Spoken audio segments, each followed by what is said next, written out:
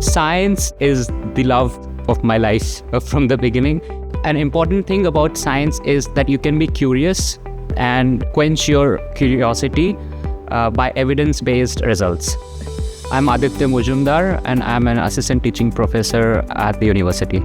I teach biochemistry to 100, 200, 300 level and biotechnology at 400 level. Teaching science is one of the most rewarding ways to give back to the community and to the field. Science has the power of explaining things to a level that other fields don't. I've been in academia for many years in a research, and administrative, and teaching role.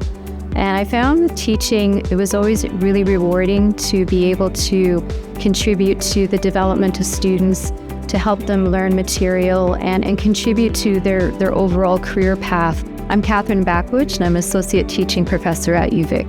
I teach microbiology and immunology-related courses. Instructors are incredibly accessible here.